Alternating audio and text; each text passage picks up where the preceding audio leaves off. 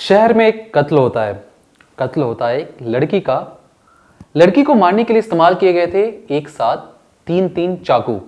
पहला चाकू पतला था, दूसरा चाकू शरीर के अंदर नहीं जा रहा था और तीसरा चाकू उसे मारने में काम आया।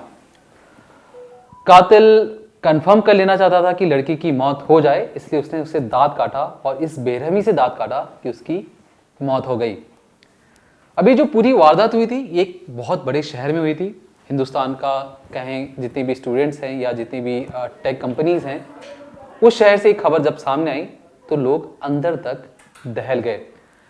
दरअसल ये पूरा मामला पुणे से सामने आया, जहां पर कुछ लड़कियां जो साथ में रहती थी, फ्लैटमेट्स थी, रात को 11:30 बजे अपना दरवाजा खोलती हैं तो देखती हैं कि उनकी एक दोस्त है वो बाकायदा एक हॉल में पड़ी हुई है और आसपास खून फैला हुआ है। सामने से जाके देखा तो उसके ओठों पर, गाल पर, हाथ पर दांत काटने के निशान थे।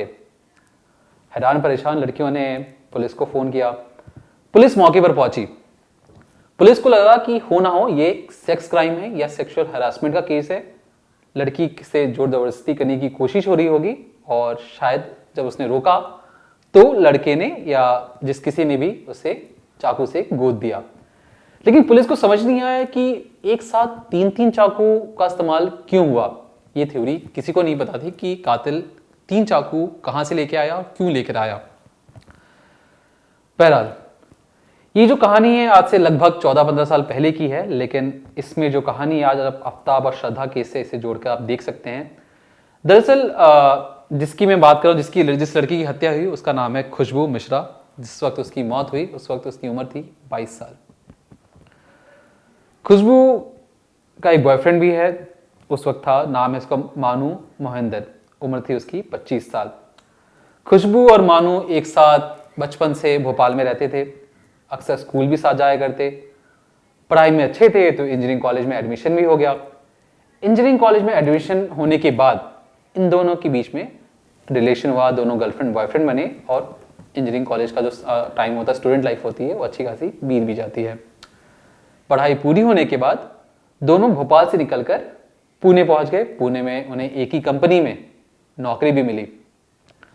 अब मानू और खुशबू दोनों एक दूसरे से प्यार भी करते थे और जैसे कि पूरे भोपाल में इंजीनियरिंग कॉलेज में पता था कि दोनों गर्लफ्रेंड बॉयफ्रेंड भी हैं, तो यहाँ तक कि उनकी फैमिली को भी पता था कि खुशबू और मानू के बीच में दोस्ती है, प्यार भरे संबंध हैं, तो किसी को इससे परहेज भी नहीं था।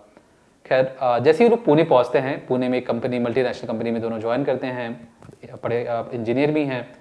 लेकिन मानू अपने 6 दोस्तों के साथ पुणे शहर में ही एक फ्लैट में रहता है और वहीं खुशबू उसको मिलाकर 2 लड़कियां और हैं, वो एक फ्लैट लेती हैं और दोनों ही अलग अलग रहते हैं, लेकिन कोशिश ये करते हैं दोनों कि दोनों अपने दोस्तों के साथ ही रहें।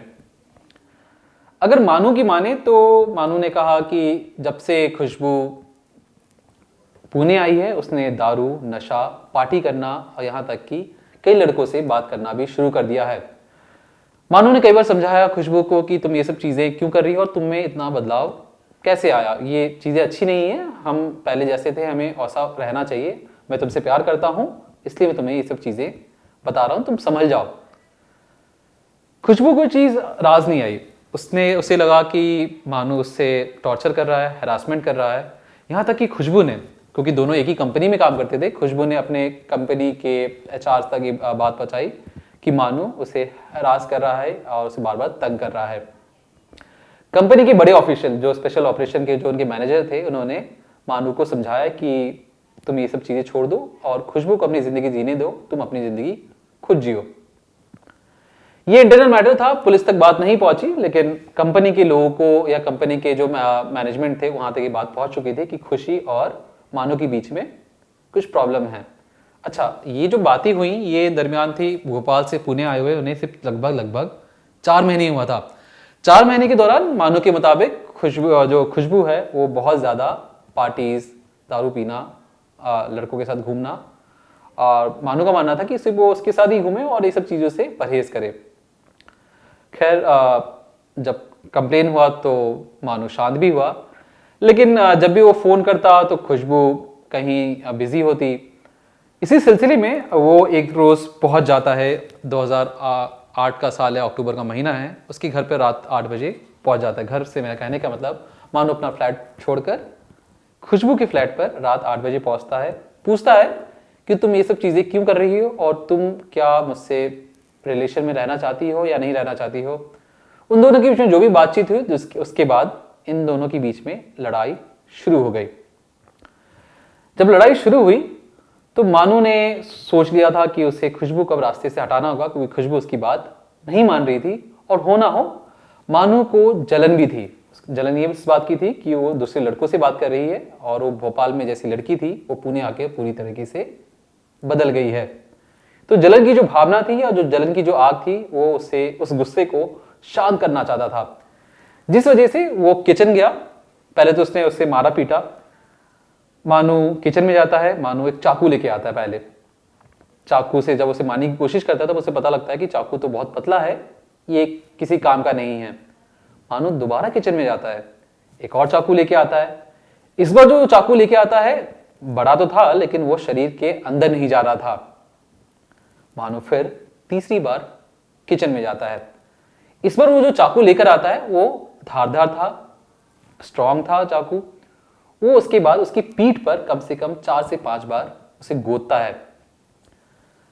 खुशबू आगे मुड़ती है, वो उसके हाथ पर, उसके छाती पर कई वार करता है। फिर भी उसका गुस्सा था जो शांत नहीं हो रहा था, क्योंकि जलन उसके अंदर इस कदर हावी थी कि वो चाहता था कि खुशबू इस दुनिया से किसी भी कीमत पर निकल जाए। उसने खुशबू का वहीं पर खड़े खड़े ही गला रेत दिया। गला रेतते ही खुशबू मौके पर ही मर गई। इसके बाद भी जब उसका गुस्सा शांत नहीं हुआ तो उसने उसके ओठों पर, छाती पर, हाथ पर जोर जोर से दांत काटा। उसका मकसद ये था कि किसी भी तरीके से खुशबू अगली सांस ना ले पाए। मानो इसमें कामयाब हुआ, उसने उसको मौत की नींद सुला दिया। अभी जो दरमियान था 8 बजे उसके घर पे आता है, 8:30 से लेकर 9:30 के बीच वो ये सारा काम करता है और चुपचाप खुशबू को हॉल में छोड़कर वहां से बंद कर पुणे रेलवे स्टेशन भाग जाता है। पुणे रेलवे स्टेशन से वो एक ट्रेन पकड़ता है और शहर छोड़कर भाग निकलता है। 2 घंटे बाद जो उनकी दोस्त थी खुशबू की, वो घर आती हैं। नाम है उनका निमिषा और निहल जैन, जो उनके 2 रूममेट हैं। निमिषा आके देखती हैं कि जिस तरीके से खुशबू की लाश बकायदा हॉल में पड़ी है, पहले उन्हें समझ में नहीं आया कि ये चीज क्या है, क्यों और कैसे हुई है। सामने जाके देखती हैं तो जिस तरीके से मानू ने खुशबू को दांत काटा था और बड़ी बेरहमी से चाकू मारकर उसकी हत्या कर दी थी। निमिषा फोन करती है पुलिस को, पुलिस फौरन मौके पर पहुंचती है। पुलिस अपनी इन्वेस्टिगेशन में पता लगाती है कि इनका रिलेशन क्या था मानू के साथ। मानू और खुशबू का रिलेशन सामने आ जाता है, लेकिन मानू फिर सरेंडर करने पहुंच जाता है। मानू कहता है कि मैंने खुशबू को मारा है और मैं इसलिए सरेंडर करने पहुंचा हूं क्योंकि मैं चाहता हूं कि पूरी दुनिया को पता लगे खुशबू कैसी लड़की थी। यहां तक कि उसने ये दलील दी कि वो भोपाल वाली लड़की नहीं थी, यहाँ शहर, बड़े शहर आकर वो बिल्कुल बदल गई है, इसलिए उसके अंदर जलन था, इसलिए उसने मार दिया। कुछ ऐसा ही आफ्ताब और श्रद्धा केस में भी है। श्रद्धा ब्रेकअप करना चाहती थी आफ्ताब से। आफ्ताब नहीं चाहता था कि श्रद्धा उसे छोड़े। यहां पर भी गुस्सा इस कदर हावी हुआ कि उसने श्रद्धा के 35 टुकड़े कर दिए, टुकड़े किए भी और उसे फ्रिज में भी रखा। तो ये लड़कों के अंदर जिस कदर जो गुस्सा है या कहें जलन इस कदर हावी है कि मारने से पहले या कहें मारने के बाद किस कदर शैतान बन जाते हैं, ये किसी से छिपा नहीं है।